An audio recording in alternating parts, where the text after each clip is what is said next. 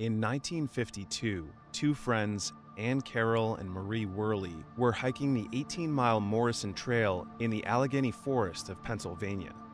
What they encountered was the stuff of nightmares. This is the story as told by Ann to her grandson 2 weeks before she passed away in 1974.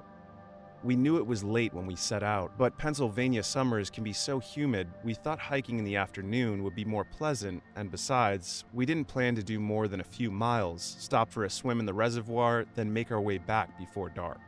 From the moment we arrived at the trailhead, though, something about the day didn't feel right to me.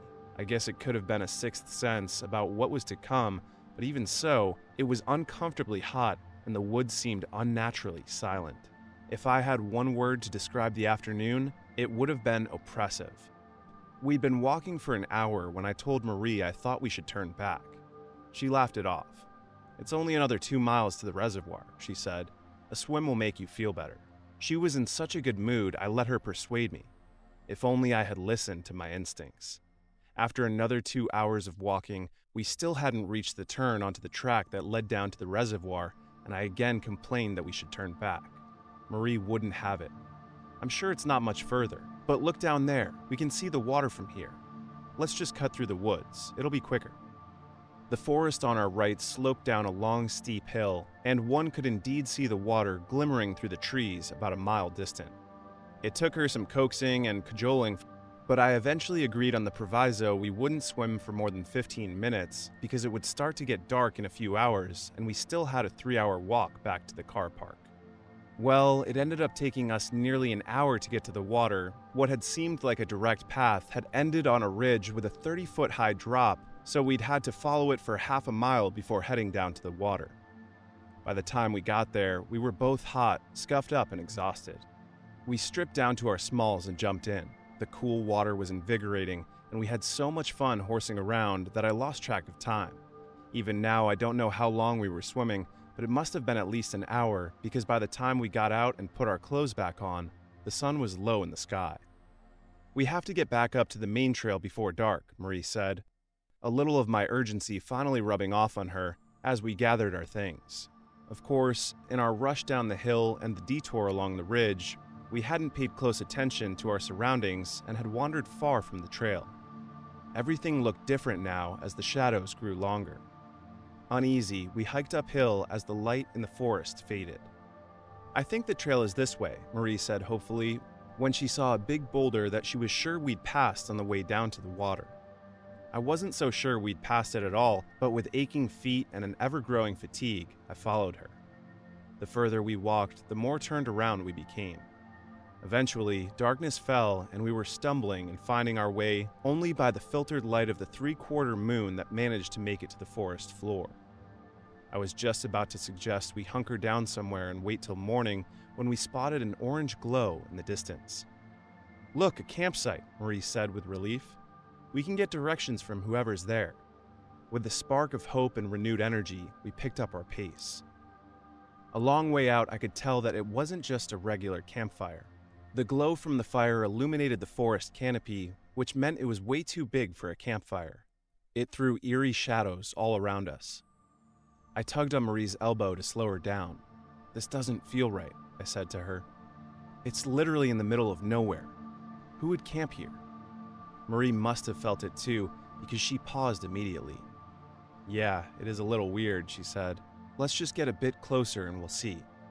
We crept closer, sticking to the shadows and being as silent as possible. Finally, we were close enough to see figures silhouetted against the glow of the bonfire, but still obscured by the trees between us. We could hear a strange chanting, and even though we couldn't make out any words, the hairs on my neck prickled. I grabbed Marie's hand instinctively and gave it a tug, indicating that I wanted to turn around, but she just gave it a reassuring squeeze and crept closer. Too frightened to say anything lest we be overheard, I followed with my heart beating hard in my chest. Soon we were close enough to see exactly what was happening in the clearing.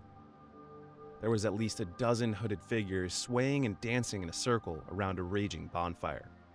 Their strange, guttural chanting made every nerve in my body jangle. As we hid in the shadows, I felt nauseous from the adrenaline pumping through my system. I don't know if Marie was as frightened as I was, but she didn't seem to be able to turn away. As we watched, the chanting and motions grew faster, more violent, reaching a fever pitch. That's when we saw a young man with a hood over his head being led into the clearing by a rope that secured his hands. The hooded figures gathered and followed as he was pulled toward a large, dark-stained block of wood. Marie gasped and slapped a hand over her mouth, but it was too late. One of the figures in the clearing turned their hooded head, staring directly at our hiding spot. The figure raised their hand, their fingers splayed. I remember as if it was yesterday. The hand was pale and slender, and there was a pentagram carved into the back of it. I didn't really have time to register anything else about them because the chanting stopped abruptly, and all of the mysterious figures turned in our direction. We turned and fled into the dark forest as shouts and the sounds of pursuit erupted behind us. Together we ran blindly through the night, branches and leaves whipping our faces as we went, too terrified to slow down or look back. You know those nightmares when you're trying to outrun something or someone, but each step feels like you're wading through molasses? That's what it was like, and no matter how far or fast we ran, I could hear them getting closer and closer. I don't know when I realized that Marie was no longer beside me, but the knowledge had barely dawned on me when my toe got caught under the exposed root of a tree. I tripped and found myself tumbling down a steep hill. I seemed to tumble a long time before my fall was broken by a big old rock. With the wind knocked right out of me, but not feeling any pain, I ended up on my back staring into a clear, starry sky as unconsciousness took me. I only wish it had taken me before I heard the scream. It was Marie. They got her. Of that I had no doubt. That blood-curdling scream has haunted my nightmares ever since. The rescuers found me 2 days later. I don't remember anything of my time in that gully. The rest of the night, though, is still etched in my memory like it happened this morning. When I was recovered enough, the police that interviewed me in the hospital told me that Marie was still missing and that anything I remembered would help them. I told them everything, just as I've told you. My information seemed to excite them.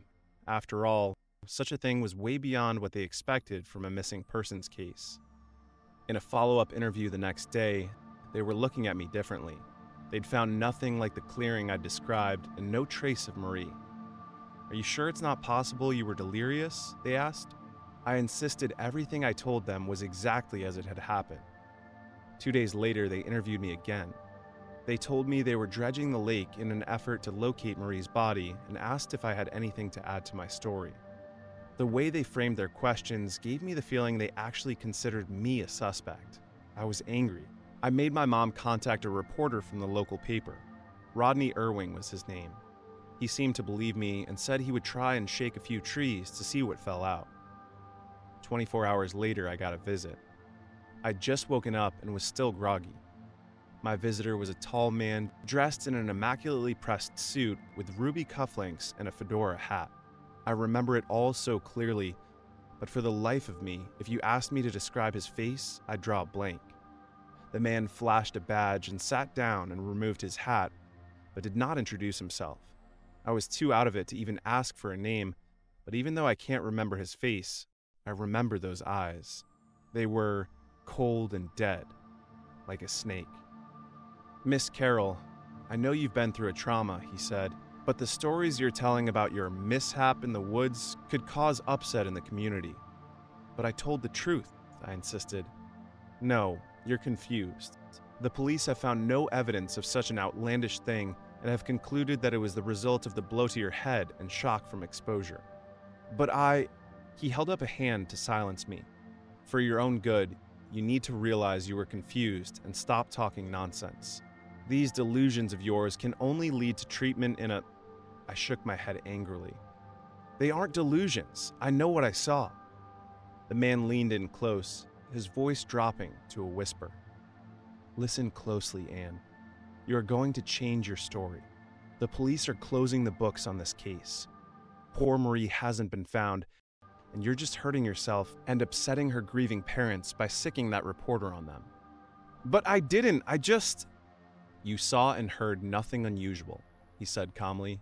His eyes bored into mine. "You were dazed and confused, but you remember more clearly now. You and Marie became separated and lost in the woods. It happens all the time. I wanted to argue, to fight him, but fear gripped me. There was something about him. Something dark that compelled me to give up my fight. He must have seen he'd won. "Smart girl," he said as he stood up and put his hand on my arm in a fatherly way. I looked down at his slender hand and my breath caught in my throat. There was a silvery scar in the shape of a pentagram in the pale skin on the back of his hand.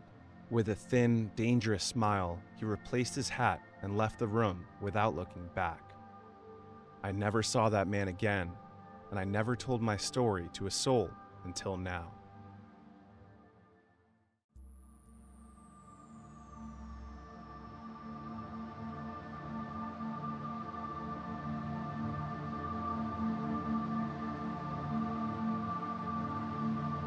For more creepy stories like this, please subscribe and hit the bell icon to be notified. If you enjoy full-length audiobooks, be sure to check out Scott's audiobook channel. You'll find links in the description.